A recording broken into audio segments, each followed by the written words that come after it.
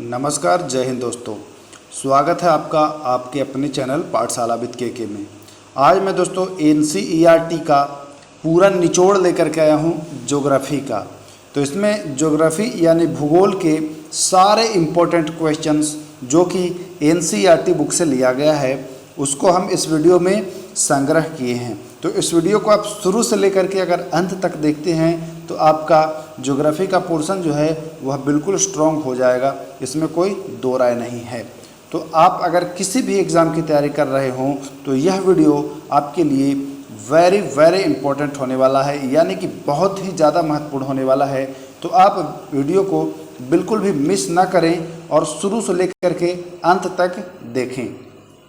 शुरू करते हैं दोस्तों। पहला क्वेश्चन कहता है, भारत के साथ सबसे लंबी सीमा बनाने वाले देश का नाम क्या है? तो आप लोग जानते होंगे कि भारत के साथ सबसे लंबी सीमा बनाता है बांग्लादेश। कितनी दूरी बनाता है? 4096.7 किलोमीटर की दूरी बनाता है। क्षेत्रफल के अनुसार भारत का विश्व में कौन सा स्थान है? तो 7वां स्थान है। इससे 6 बड़े देश जो हैं दोस्तों वह रूस हैं, कनाडा हैं, चीन, अमेरिका, ब्राज़ील, ऑस्ट्रेलिया और भारत है ना। रूस, कनाडा, चीन, अमेरिका और बताइए, कमेंट करिए अभी बताएं है ना। चलते हैं तीसरा नंबर क्वेश्चन। भारत की लंबाई उत्तर से दक्षिण कितने किलोमीटर की है? तो भारत की लंबाई उत्तर से दक्षिण जो है दोस्तों वह 3214 किलोमीटर।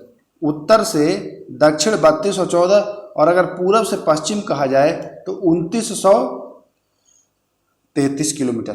ध्यान रखेंगे इस बात का। भारत का सबसे उत्तरी बिंदु का नाम क्या है दोस्तों? तो भारत का सबसे उत्तरी बिंदु का नाम है इंदिरा कॉल। भारत के सबसे दक्षिणी बिंदु का नाम है इंदिरा पॉइंट। दक्षिणी बिंदु आपका अंडमान निकोबार के ग्रेट निकोबार स्थान पर स्थित है। क्वेश्चन नंबर 6, भारत का सबसे पूर्वी बिंदु इसका नाम क्या है? तो इसका नाम है किविथु। यह अरुणाचल प्रदेश में स्थित है। भारत का सबसे पश्चिमी बिंदु का नाम क्या है? तो गौर माता या गुहार माता या गुहार मोती, इसी का नाम है दोस्तों। भारत की सबसे लंबी तटवर्ती सीमा किसकी है? भारतीय नहीं है, ये वर्ती है। तो ये सबसे लंबी सीमा है जो दोस्तों वह गुजरात राज्य की है, लगभग 1214 किलोमीटर। अगर केंद्र शासित प्रदेश की बात करी जाए तो अंडमान निकोबार की सीमा जो है वह लगभग 1900 किलोमीटर है। तो अगर केंद्र शासित प्रदेश की बात आती है तो अंडमान निकोबार आप आंसर करेंगे। भारत का क्षेत्रफल संपूर्ण विश्व के क्षेत्रफल का कितना % है? तो संपूर्ण विश्व के क्षेत्रफल का लगभग 2.42% है। भारत का मानक समय रेखा गुजरती है दोस्तों इलाहाबाद के निकट मिर्ज़ापुर उत्तर प्रदेश से। अब अगर ये पूछे दोस्तों आपसे कि भारत का जो मानक समय रेखा है यह किन किन राज्यों से गुजरी है, तो आप याद रखेंगे छत्तीसगढ़, उड़ीसा, आंध्र प्रदेश, उत्तर प्रदेश और मध्य प्रदेश। इन 5 राज्यों से जो है वह गुजरी है। छत्तीसगढ़, उड़ीसा, आंध्र प्रदेश, उत्तर प्रदेश, मध्य प्रदेश। ध्यान देंगे। क्वेश्चन नंबर 11, 7 बहनों यानी 7 सिस्टर के नाम से किसे जाना जाता है? अरुणाचल प्रदेश, असम, मेघालय, मणिपुर, मिजोरम, नागालैंड और त्रिपुरा। ध्यान रखिएगा इसमें कि इसमें सिक्किम नहीं है दोस्तों। क्वेश्चन नंबर 12, भारत और बांग्लादेश के बीच जो सीमा है उसका नाम क्या है? तो उसका नाम है रेड क्लिफ रेखा। अब बहुत सारे लोग इसमें चौंक जाएंगे कि रेड क्लिफ रेखा तो पाकिस्तान की रेखा है। गलत बता रहे हैं सर आप। लेकिन ध्यान दीजिएगा आप कि जब रेड क्लिफ रेखा का निर्धारण हुआ था उस समय भारत और पाकिस्तान तो अलग हुआ ही था, साथ ही साथ बांग्लादेश और पाकिस्तान एक में ही था। तो बांग्लादेश की भी रेखा वही हुई उस समय जो कि पाकिस्तान की रेखा हुई। तो रेड क्लिफ रेखा जो है दोस्तों वह आपका बांग्लादेश और अगर त्रिपुरा की बात की जाए तो बांग्लादेश और त्रिपुरा के बीच जो रेखा है उसे जीरो लाइन कहते हैं। उसे क्या कहते हैं? Zero line. क्वेश्चन नंबर 14 में चलते हैं दोस्तों। भारत और चीन के बीच की रेखा जो है उसका नाम है मैकमोहन रेखा। इसका जो निर्धारण है 1914 में हुआ था। इस बात का भी आप लोग ध्यान देंगे। भारत और पाकिस्तान के बीच कौन सी रेखा है? तो रेड क्लिफ रेखा है। भारत और अफगानिस्तान के बीच कौन सी रेखा है? तो ड्यूरैंड रेखा है, इसका भी आप लोग ध्यान रखेंगे दोस्तों। क्वेश्चन नंबर 17, 10 डिग्री चैनल किसको अलग करती है? तो अंडमान और निकोबार को अलग करती है। वहीं अगर 9 डिग्री चैनल की बात की जाए तो लक्षद्वीप और मिनिकॉय को अलग करती है। सार्क में कितने देश हैं दोस्तों? तो सार्क में 8 देश हैं, ध्यान दीजिएगा दोस्तों, परीक्षा में पूछा जाता है। क्वेश्चन नंबर 20, भारत के कितने राज्य जल सीमा बनाते हैं? तो जल सीमा बनाने वाले भारत के 9 राज्य हैं। कौन कौन से 9 राज्य हैं, जरा इस पर भी हम लोग ध्यान दे देते हैं। तो कौन कौन से 9 राज्य हैं दोस्तों, देख लीजिए।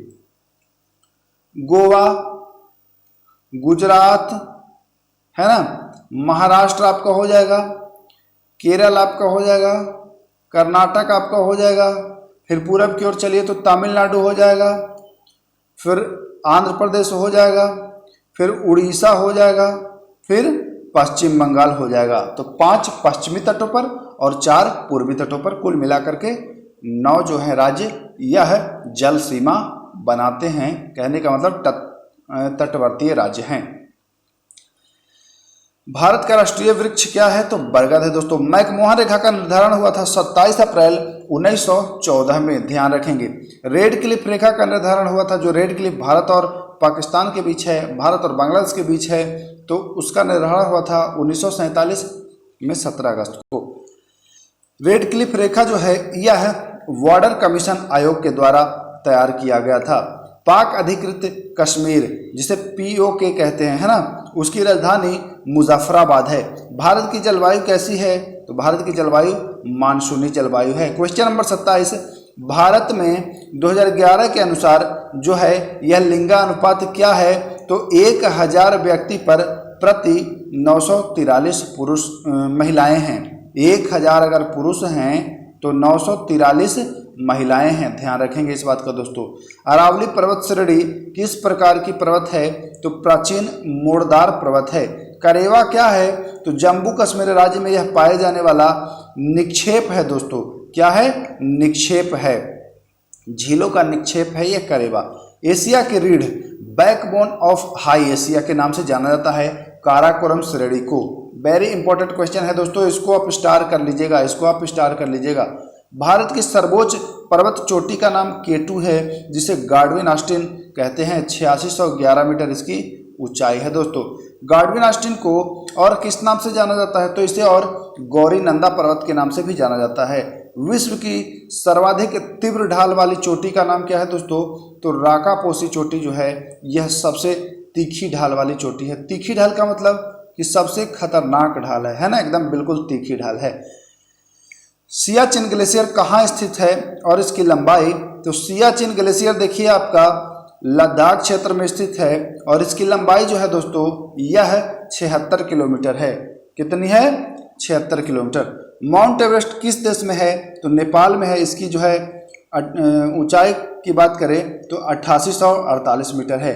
कंचनजंगा किस देश में है? तो ये आप लोग जानते ही होंगे, ये अपने भारत देश में है। किस राज्य में है स्थित? कमेंट कर दीजिए आप। क्वेश्चन नंबर 37 नंबर क्वेश्चन क्या कहता है दोस्तों? देखिए, धौलागिरी किस देश में है? तो धौलागिरी आपके नेपाल में है दोस्तों, इस बात का आप ध्यान रखेंगे। आप लोग जानते होंगे दोस्तों कि बछेंद्री पाल माउंट एवरेस्ट पर चढ़ी थी, लेकिन कब चढ़ी थी? 1984 में, ध्यान रखेंगे, पूछा हुआ क्वेश्चन है दोस्तों। सतलज एवं सिंधु, ध्यान दीजिएगा, सतलज एवं सिंधु के बीच हिमालय जो है उसे क्या कहा जाता है? उसे कश्मीर या पंजाब हिमालय कहा जाता है। सतलज और सिंधु के बीच के क्षेत्र को कहा जाता है कश्मीर हिमालय। काली तथा सतलज, अब देखिए दूसरे नंबर पर, काली और सतलज के बीच के क्षेत्र को क्या कहा जाता है? कुमायूं हिमालय कहा जाता है। काली और सतलज के बीच के क्षेत्र को कहा जाता है कुमायूं हिमालय। और अब बात करें कि तीस्ता से लेकर के ब्रह्मपुत्र नदी तक के हिमालय को क्या कहा जाता है? तो असम हिमालय कहा जाता है। यह सबसे पूर्वी स्थल है, हिमालय का सबसे पूर्वी छोर है। काली नदी तथा तीस्ता नदी जो है इसके मध्य की हिमालय को क्या कहा जाता है? तो इसे नेपाल हिमालय कहा जाता है। यह पूर्वी के बाद का जो क्षेत्र है, पूर्वी के बाद वाला, उसे कहा जाता है। ठीक, अब चलते हैं आगे। पूर्वी घाट की सबसे ऊंची जो शिखर है उसका नाम है विशाखापत्तनम और दूसरी सबसे ऊंची जो शिखर है उसका नाम है महेंद्रगिरी। चलते हैं क्वेश्चन नंबर 45। सह्याद्री पर्वत को दो भागों में बांटने वाला अक्षांश जो है वह 16 डिग्री उत्तरी अक्षांश जो कि गोवा से होकर गुजरती है, यह दो भागों में बांट देती है। क्वेश्चन नंबर 46 क्या कहता है? दीफू दर्रा अरुणाचल प्रदेश में है। बोमडीला दर्रा किस राज्य में है? तो अरुणाचल प्रदेश में है। यांगयाब दर्रा किस राज्य में है दोस्तों? तो यह भी अरुणाचल प्रदेश में ही स्थित है। भारत का सबसे ऊंचा दर्रा काराकोरम दर्रा जिसकी ऊंचाई 5540 मीटर है दोस्तों, ध्यान रखेंगे। कौन सी नदी डेल्टा नहीं बनाती है? तो नर्मदा और ताप्ती नदी डेल्टा नहीं बनाती है। यह भारत के पश्चिम यानी कि अरब सागर में अपना जल गिराती है। सैंडल पीक चोटी कहाँ है? तो उत्तरी अंडमान में है सैंडल पीक चोटी। पंबन द्वीप कहाँ में है? तो पंबन द्वीप है मन्नार की खाड़ी में, भारत और श्रीलंका के बीच है यह पंबन द्वीप। एल नीनो क्या है दोस्तों? बहुत चर्चित शब्द है एल नीनो। तो एल नीनो एक गर्म जल धारा है और ला नीना इसका विपरीत यानी कि यह एक ठंडी जल धारा है। अब चलते हैं क्वेश्चन नंबर 55। 55 नंबर क्वेश्चन क्या कहता है दोस्तों? देख लीजिए।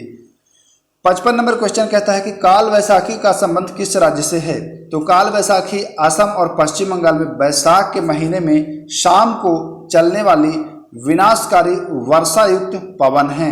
इसका मतलब ये नुकसानदेह पवन है, बंगाल और असम में चलती है। सबसे बारीक मृदा को क्या कहते हैं? तो कोलाइडल मृत्तिका, सबसे बारीक मृदा यही है दोस्तों। मृदा को अम्लीय कब मान लिया जाता है? तो जब इसका पीएच मान 6 से कम हो। 7 मत याद रखिएगा, 6 से कम याद रखिएगा। यहाँ पर मृदा में अम्लीयता को दूर करने के लिए मिलाया जाता है चूना और जिप्सम मिलाया जाता है। पुरानी जलोढ़ मिट्टी को क्या कहा जाता है? बांगर कहा जाता है दोस्तों। क्या कहा जाता है? बांगर। और नई जलोढ़ मिट्टी को क्या कहा जाता है? कमेंट करिएगा। कपास किस मिट्टी में सर्वाधिक उपजाऊ है? कपास के लिए सर्वाधिक कौन सी मिट्टी है? तो काली मिट्टी कपास के लिए बेहतर होती है। फॉरेस्ट रिसर्च इंस्टीट्यूट कहाँ स्थित है दोस्तों? तो यह देहरादून में स्थित है, उत्तराखंड की राजधानी है देहरादून।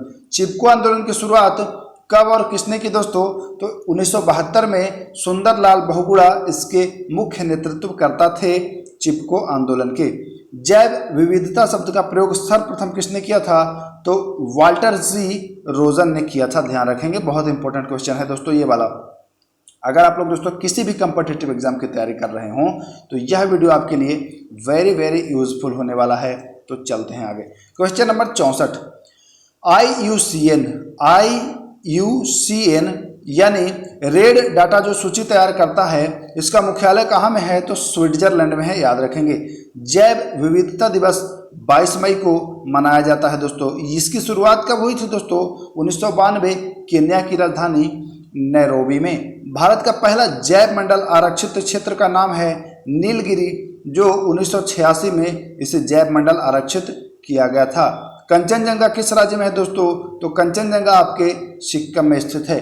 पंचमढ़ी जैव मंडल आरक्षित क्षेत्र आपके मध्य प्रदेश में स्थित है। इंपॉर्टेंट, सारे इंपॉर्टेंट क्वेश्चन है दोस्तों, सारे एनसीईआरटी के क्वेश्चंस हैं, तो इसको आप लोग अवश्य नोट कर लीजिएगा। वैसे अगर इसका पीडीएफ चाहिए तो मैं पीडीएफ भी इसका आप लोग को दे दूंगा। पीडीएफ अगर प्राप्त करना है तो आप हमारे टेलीग्राम चैनल से ज्वाइन कर जाइएगा। पाठशाला विद के टेलीग्राम चैनल का लिंक इस वीडियो के डिस्क्रिप्शन में आपको मिल जाएगा। Question number 70। नंदा देवी जैव मंडल आरक्षित क्षेत्र किस राज्य में है? उत्तराखंड में। नोकरेक जैव मंडल आरक्षित क्षेत्र किस राज्य में है? मेघालय में। देखिए दोस्तों नाम अजीब है लेकिन सब परीक्षा में पूछा जाता है क्वेश्चन दोस्तों, तो इसको जरूर याद कर लीजिएगा। अब चलते हैं क्वेश्चन नंबर 72। 72 नंबर क्वेश्चन कहता है क्षेत्रफल की दृष्टि से भारत का सबसे बड़ा जैव मंडल आरक्षित क्षेत्र मन्नार की खाड़ी है दोस्तों। क्षेत्रफल की दृष्टि से सबसे छोटा जैव मंडल आरक्षित क्षेत्र क्या है दोस्तों? तो इसका आंसर हो जाएगा अरुणाचल प्रदेश में डिब्रू सैखोवा। डिब्रू सैखोवा या डिब्रू सैखोवा इसका राइट आंसर हो जाएगा। अब चलते हैं क्वेश्चन नंबर 74। 74 वन्य जीव अधिनियम कब पारित किया गया? तो 1972 में। ऑपरेशन थंडरबर्ड का संबंध है दोस्तों वन्य जीव अपराध के नियंत्रण से। पापीकुंडा या पापीकोंडा राष्ट्रीय उद्यान आपके आंध्र प्रदेश में स्थित है। मौलिंग राष्ट्रीय उद्यान आपका अरुणाचल प्रदेश में स्थित है। ये सब क्वेश्चन दोस्तों पूछा गया है, बिल्कुल इंपॉर्टेंट क्वेश्चन है, इसको ध्यान रखिएगा। देखिए आप परीक्षाओं में पूछा जाता है। राजीव गांधी यानी ओरांग राष्ट्रीय उद्यान किस राज्य में स्थित है, तो इस बात का आप ध्यान रखेंगे, यह असम में स्थित है। गुरु घासीदास राष्ट्रीय उद्यान छत्तीसगढ़ में स्थित है। साइलेंट वैली उद्यान किस राज्य में है, तो केरल राज्य में है साइलेंट वैली। मुरलेन राष्ट्रीय उद्यान किस राज्य में है दोस्तों, तो मिजोरम में। सिरोही राष्ट्रीय उद्यान मणिपुर में है। विश्व जल संरक्षण दिवस मनाया जाता है 22 मार्च को, ध्यान रखेंगे दोस्तों, विश्व जल संरक्षण दिवस 22 मार्च को। और पृथ्वी दिवस 22 अप्रैल और जैव विविधता दिवस 22 मई, ध्यान रखेंगे। विश्व ओजोन दिवस मनाया जाता है 16 सितंबर को। नेशनल डॉल्फिन डे जो कि बिहार में मनाया जाता है वह 5 अक्टूबर को मनाया जाता है। सुखना झील कहाँ में है दोस्तों, तो सुखना झील जो है आपका चंडीगढ़ में है। बरेला झील कहाँ में है दोस्तों, तो बरेला झील आपका बिहार में है। और कांवड़ झील कहाँ में है, तो कांवड़ झील आपका बिहार में स्थित है। अब चलते हैं क्वेश्चन 90 नंबर। हरिके झील आपका पंजाब में स्थित है दोस्तों, हरिके झील पंजाब में स्थित है। भारत में पहली बार बाघ की गणना, बाघ की गिनती कब हुई शुरुआत, तो 1972 में। इसका राइट आंसर 1972 हो जाएगा। क्वेश्चन नंबर 92, किस राज्य को टाइगर स्टेट के नाम से जाना जाता है, तो मध्य प्रदेश एमपी को टाइगर स्टेट के नाम से जाना जाता है। क्वेश्चन नंबर 93 दोस्तों, मोगली महोत्सव किस राज्य में मनाया जाता है, तो मोगली महोत्सव जो है वह मध्य प्रदेश के राष्ट्रीय उद्यानों में मनाया जाता है। क्षेत्रफल की दृष्टि से भारत का सबसे छोटा बाघ आरक्षित क्षेत्र महाराष्ट्र में पेंच बाघ अभयारण्य जो है दोस्तों वही सबसे छोटा है क्षेत्रफल की दृष्टि से। विश्व का सबसे ऊंचाई पर स्थित बाघ आरक्षित क्षेत्र नामदफा अरुणाचल प्रदेश में स्थित है। टाइगर मैन ऑफ इंडिया के नाम से किसे जाना जाता है, तो कैलाश सांगला को जाना जाता है दोस्तों। वेरी वेरी इंपॉर्टेंट क्वेश्चन है दोस्तों, इसको टिक लगा लीजिएगा। राष्ट्रीय बाघ संरक्षण अधिनियम 1973, तो इसका भी आप लोग ध्यान रखेंगे दोस्तों। क्वेश्चन नंबर 98, भारत में पहला हाथियों का अस्पताल खोला गया है मथुरा में चुरमुरा गांव में। इसे 2018 में खोला गया है। कब खोला गया है, 2018 में। सतकोसिया बाघ अभयारण्य कहाँ में है, तो यह उड़ीसा में है। अब क्वेश्चन नंबर 100 की बारी आती है, तो किसे विरासत पशु घोषित किया गया है, तो हाथी को। अभी और भी क्वेश्चन है दोस्तों, इस वीडियो में बने रहिए। सारे इंपॉर्टेंट क्वेश्चन इस वीडियो में मैं आपको कवर करा रहा हूं, तो बने रहिए। इसका पीडीएफ चाहिए तो हमारे टेलीग्राम ग्रुप से आप प्राप्त कर सकते हैं। विश्व मृदा दिवस कब मनाया जाता है, तो 5 दिसंबर को विश्व मृदा दिवस मनाया जाता है। क्वेश्चन नंबर 102 नंबर क्वेश्चन कहता है दोस्तों कि भारत में सबसे ज्यादा कौन सी मिट्टी पाई जाती है, तो जलोढ़ या दोमट मिट्टी। लगभग सारी मिट्टियों में यह 40% इसका अकेला स्थान है। नई जलोढ़ मिट्टी को क्या कहते हैं, खादर। और पुरानी जलोढ़ मिट्टी को क्या कहते हैं दोस्तों, तो बांगर। सबसे ज्यादा इन दोनों में कौन उपजाऊ होती है, उपजाऊ सबसे ज्यादा कौन है, तो सबसे ज्यादा उपजाऊ जो है यह नई जलोढ़ मिट्टी होती है। लेटराइट मिट्टी का रंग जो है दोस्तों लाल होता है, किसके कारण, तो लौह ऑक्साइड की उपस्थिति के कारण। गोवा की जीवन रेखा नदी किसको कहा जाता है, तो मांडवी नदी को। और केरल की जीवनदायिनी नदी किसे कहा जाता है, तो पेरियार नदी को। ध्यान रखेंगे, इंपॉर्टेंट क्वेश्चन है दोस्तों। तीस्ता जल विवाद भारत और बांग्लादेश के बीच 1983 से चला आ रहा है, ध्यान रखिएगा। कृष्णा नदी जल विवाद किन राज्यों के बीच में है, तो यह आंध्र प्रदेश, कर्नाटक और महाराष्ट्र के बीच में है। 1957 से ही यह विवाद है। सांची जो है, सांची का स्तूप आप जानते होंगे, तो वह सांची किस नदी के किनारे है, तो सांची बेतवा नदी के किनारे है। और बेंगलुरु जिसे सिलिकॉन सिटी कहा जाता है, यह किस नदी के किनारे है, तो यह वृषभावती नदी के किनारे है। रुद्रप्रयाग किस नदी के किनारे है दोस्तों, तो रुद्रप्रयाग मंदाकिनी व अलकनंदा नदी के किनारे है। अब चलते हैं क्वेश्चन नंबर 112 यानी 112। भारत में खारे पानी की सबसे बड़ी झील की बात की जाए तो सांभर झील राजस्थान में है। भारत में खारे पानी की सबसे दूसरी बड़ी झील तो पुलिकट झील कहाँ में है, कमेंट करिए दोस्तों। क्वेश्चन नंबर 114, भारत की सबसे बड़ी कृत्रिम यानी मानव निर्मित झील गोविंद सागर झील जो कि पंजाब में सतलुज नदी पर है।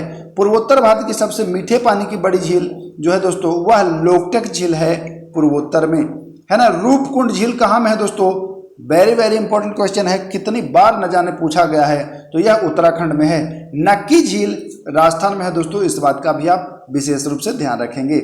हमीरसर झील कहाँ में है दोस्तों, तो हमीरसर झील आपका गुजरात में है। बहुउद्देशीय परियोजना को किसने आधुनिक भारत का मंदिर भी कहा था, वेरी वेरी इंपॉर्टेंट क्वेश्चन है दोस्तों, तो इसे जवाहरलाल नेहरू जी ने इसे कहा था कि यह आधुनिक भारत का मंदिर है। स्वतंत्र भारत के प्रथम बहुउद्देशीय परियोजना का नाम है दामोदर घाटी परियोजना, ध्यान रखेंगे आप। दामोदर घाटी परियोजना जो झारखंड और पश्चिम बंगाल राज्य को लाभान्वित प्रदान करती है।